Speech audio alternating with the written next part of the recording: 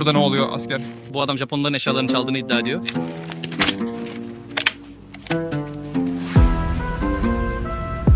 Adamlarına silahlarını indirmelerini söyle. Silahları indirin. Eşyaları geri koyun ve kaybolun. Sen bilirsin. Dünya sinemasında her zaman acımasız ya da kötü adam olarak resmedildiğimizi mi sanıyorsunuz? Kesinlikle yanılıyorsunuz. Bazı yabancı yapımlar var ki tarihimize, gücümüze ve askeri dehamıza öyle büyük bir saygı duydular ki izlerken işte bizim atalarımız demekten kendinizi alamıyorsunuz. Çin Seddi'ni aşan Göktürk Kağanlarından Avrupa'yı titreten Osmanlı ordularına kadar yabancılar Türk savaşçılarını ekrana taşırken bazen o kadar muazzam işler çıkardılar ki bu sahneler dünya sinemasında epik birer başyapıta dönüştü. Bu videoda yabancıların gözünden Türklerin en görkemli, en yenilmez ve en karizmatik hallerini izleyeceğimiz 5 muazzam sahneyi inceliyoruz. Hazırsanız başlıyoruz. 5 numarada Çin tarihi dizilerinde atalarımızın savaşçı ruhunu tüm görkemiyle yansıtan o dev prodüksiyon var. Göktürkleri, yani onların deyimiyle Tujueleri, düşman olmalarına rağmen durdurulamaz, inanılmaz savaşçılar olarak ekrana taşıyan ve askeri gücümüzü büyük bir saygıyla işleyen The Empress of China. 2014 yılında yayınlanan ve Çin televizyon tarihinin en büyük bütçeli yapımlarından biri olarak gösterilen bu dizi, Tang Hanedanlığı dönemini anlatırken Göktürkleri, yani dizideki ifadeyle Tujueleri oldukça dikkat çekici bir şekilde işliyor. İlginç olan nokta ise Çin merkezli bir yapım olmasına rağmen Türkleri asla sıradan bir düşman gibi göstermemesi, tam tersine sınırları sürekli tehdit eden, atlı okçulukta rakipsiz, savaş meydanında karşısına çıkılması istenmeyen büyük bir bozkır gücü olarak resmediyor. İncelediğimiz sahnelerde Çin sarayında yapılan savaş toplantılarında Türklerin adı geçtiği anda devlet adamlarının yüz ifadeleri bile aslında nasıl bir güçten bahsedildiğini anlatıyor. Komutanlar, Göktürk ordularıyla doğrudan savaşmak yerine diplomasi geliştirilmesi gerektiğini savunuyor. Çünkü dizide de açıkça vurgulandığı gibi Türklerle yapılacak büyük bir savaşın bedeli çok ağır olabilir. Bu bile aslında dönemin gerçek tarih anlayışına oldukça yakın bir bakış sunuyor. Ayrıca dizide sadece savaşlardan değil, Çin ile Türk Kağanlığı arasındaki diplomatik ilişkilerden, elçi görüşmelerinden ve siyasi evliliklerden de bahsediliyor. Bu da Göktürklerin yalnızca savaşçı değil, uluslararası siyasette belirleyici bir güç olduğunun altını çiziyor. Elbette olaylar Çin bakış açısından anlatılıyor, ancak buna rağmen Türklerin itibarı korunuyor. Düşman olsalar bile küçümsenmiyorlar. Aksine, önce saygı duyulması gereken rakip olarak işleniyorlar. 4 numarada Uzak Doğu sinemasında Türk imajını en asil haliyle anlatan o görkemli Kore dizisi var. Göktürk Kağanlarının ve askerlerinin bilge, gururlu, boyun eğmez ve herkesin saygı duyduğu liderler olarak her sahnede ağırlığını hissettirdiği o unutulmaz destan Daejeong. 2006 yılında yayınlanan ve tam 134 bölüm süren bu dev yapım, Balhae Krallığı'nın kuruluşunu anlatırken 2. Göktürk Kağanlığı'na da geniş yer ayırıyor. Üstelik burada sadece isimsiz Türk askerleri değil, Kapkan Kağan, Bilge Kağan, Kültigin ve büyük devlet adamı Tonyukuk gibi tarihimizin en önemli isimleri kendi adlarıyla karşımıza çıkıyor. İncelediğimiz sahnelerde özellikle Göktürk Kağanlarının otağında geçen bölümler gerçekten dikkat çekici. Koreli yapımcılar Göktürk kıyafetlerini, sancaklarını ve devlet teşkilatını oldukça özenli şekilde hazırlamış. Kapağan Kağan ekrana geldiğinde hem Çin hem de Kore tarafındaki komutanların duyduğu saygı açıkça hissediliyor. Çünkü dizi boyunca Türkler bölgenin güç dengesini değiştirebilecek tek devlet olarak gösteriliyor. En etkileyici noktalardan biri ise Daejeong ile Göktürkler arasında kurulan ittifak. İlk başta karşılıklı çekingenlik yaşansa da zamanla iki taraf ortak düşmana karşı birlikte hareket ediyor. Türk savaşçıları disiplinleri, cesaretleri ve savaş meydanındaki başarılarıyla sürekli övülüyor. Hatta bazı sahnelerde Göktürk ordusu gelirse savaşın kaderi değişir ifadeleri bile kullanılıyor. Kore sinemasının ve televizyonunun tarihsel kaynaklara önem verdiği biliniyor. Elbette dramatik değişiklikler mevcut, ancak Göktürklerin güçlü, onurlu ve sözünün eri insanlar olarak gösterilmesi gerçekten takdir edilecek bir yaklaşım olmuş. 3 numarada Entrikalarla dolu Moğol sarayında Türklerin askeri dehasını ve boyun eğmez karakterini ekrana taşıyan bir başka meşhur Kore dizisi var.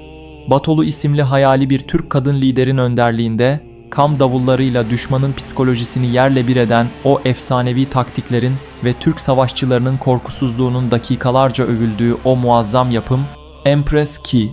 2013 yılında yayınlanan bu dizi ilk bakışta Moğol sarayındaki entrikaları anlatıyor gibi görünse de ilerleyen bölümlerde karşımıza çıkan Türk karakterleri dizinin en unutulmaz bölümlerini oluşturuyor. Özellikle Batolu yani Yeonbi karakteri yabancı yapımlarda gördüğümüz en etkileyici Türk kadın savaşçı tasvirlerinden biri.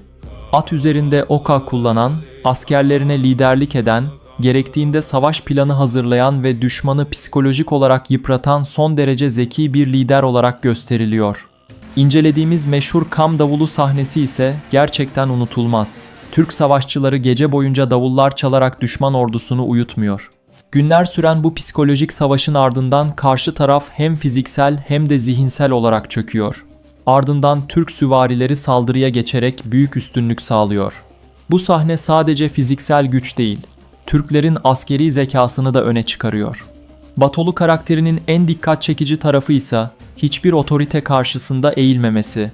Gururundan ödün vermeyen tavrı, askerlerine olan bağlılığı ve liderlik özellikleri sayesinde izleyicinin büyük saygısını kazanıyor. Dizinin senaristi daha önce Dae Jo-young da yaptığı gibi burada da Türkleri önce güçlü rakip, ardından güvenilir dost olarak resmediyor. Her ne kadar Batolu tamamen tarihi bir karakter olmasa da temsil ettiği değerler, cesaret, bağımsızlık, stratejik düşünce ve savaşçılık bakımından Türk kültürüne duyulan saygıyı hissettiriyor.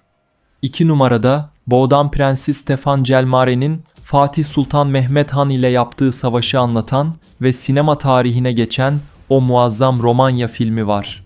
Çekimlerinde dile kolay tam 10.000'den fazla figüranın kullanıldığı, Osmanlı askerlerinin o yeri göğü inleten heybetli ve durdurulamaz yürüyüş sahnesiyle tüyleri diken diken eden 1975 yapımı efsane Stefan Celmare. Film aslında Boğdan Prensi 3. Stefan'ı yüceltmek amacıyla çekilmiş bir Romanya yapımı. Ancak ilginç olan nokta şu ki, Stefan'ın ne kadar büyük bir kahraman olduğunu gösterebilmek için karşısındaki Osmanlı ordusunu adeta yenilmez bir güç olarak resmediyor. İncelediğimiz yürüyüş sahnesi tam anlamıyla sinema tarihine geçmiş durumda. Yaklaşık 10.000 figüranın kullanıldığı dev çekimde Osmanlı ordusu sancaklarıyla mehter sesleri eşliğinde sislerin arasından ilerliyor. Atlı birlikler, yeniçeriler ve komutanlar öylesine ihtişamlı gösteriliyor ki sahneyi izleyen herkes ister istemez ordunun büyüklüğüne hayran kalıyor. Film boyunca Hadım Süleyman Paşa da son derece karizmatik ve zeki bir komutan olarak resmediliyor. Emir verirken gösterdiği otorite, askerlerin disiplini ve ordunun düzeni gerçekten etkileyici biçimde yansıtılmış. Daha da önemlisi film, Osmanlı'nın yenilgisini bile doğrudan askeri güçsüzlüğe bağlamıyor. Tam tersine yoğun sis, bataklıklar ve bölgenin coğrafi şartlarının savaşın sonucunu değiştirdiği anlatılıyor. Yani Türk ordusu normal şartlarda yenilemezdi. Mesajı satır aralarında açıkça hissediliyor. Aradan 50 yılı aşkın süre geçmiş olmasına rağmen bu sahneler hala sosyal medyada paylaşılmaya devam ediyor. Özellikle Osmanlı ordusunun yürüyüşü birçok tarih meraklısı tarafından bugüne kadar çekilmiş en gerçekçi savaş sahnelerinden biri kabul ediliyor. Ve bir numarada tek bir sahnesiyle bile izleyicide bomba etkisi yaratan ve karizmasıyla ekranı adeta parçalayan o modern yapım var. The Turk Arrives yani Türk geliyor sahnesiyle karakterin ortama girdiği an düşmanın gözündeki o korkuyu, saygıyı ve ezici gücü iliklerimize kadar hissettiren o başyapıt, The East. 2020 yılında vizyona giren bu Hollanda yapımı film, Endonezya Bağımsızlık Savaşı'nı anlatıyor. Hikayenin merkezinde ise Raymond Westerling yer alıyor. İstanbul doğumlu olması nedeniyle ordudaki lakabı ise The Turk. İncelediğimiz The Turk Arrives sahnesi gerçekten modern sinemanın en karizmatik girişlerinden biri olarak gösteriliyor. Ağır tempolu müzik eşliğinde bir cip kampa yaklaşırken herkes sessizleşiyor. Kapı açılıyor ve kusursuz üniforması, yana yatırılmış beresi ve kendinden emin yürüyüşüyle The Turk araçtan iniyor. Daha tek kelime konuşmadan bütün askerlerin hazır ola geçtiğini görüyoruz. Kampın havası tamamen değişiyor. Karakter sadece yürüyerek bile otoritesini hissettiriyor. Yönetmen burada korkuyu bağırarak değil, duruşla anlatmayı tercih etmiş. İşte bu nedenle sahne dünya genelinde oldukça fazla konuşuldu. Elbette filmde anlatılan Raymond Westerling tarihi açıdan tartışmalı bir isim. Ancak bizim incelediğimiz sahne tamamen sinemasal açıdan değerlendirildiğinde The Turk lakabının bile karaktere olağanüstü bir ağırlık kattığı görülüyor. Hatta birçok yabancı izleyici yorumunda eğer sadece Türk lakabıyla bile bu kadar etkileyici gösteriliyorsa gerçek Türk komutanı olsa kim bilir nasıl olurdu şeklinde dikkat çekici yorumlar yapıldı. Marwan Kenzari'nin performansı, kamera açıları ve karakterin ilk giriş sekansı bugün bile sinema kanallarında ve sosyal medyada en çok paylaşılan sahneler arasında yer alıyor. Güç, disiplin, karizma ve askeri otoriteyi tek bir giriş sahnesinde bu kadar etkileyici anlatabilmek gerçekten büyük bir başarı. Peki, siz bu projeler hakkında neler düşünüyorsunuz ve sizin en hoşunuza giden sahne hangisiydi? Düşüncelerinizi yorumlar kısmına yazmayı unutmayın. Ayrıca yeni içeriklerimizi kaçırmamak için kanalımıza abone olmayı ve videomuzu beğenmeyi unutmayın. Yeni bir videoya kadar kendinize çok iyi bakın. Görüşmek üzere.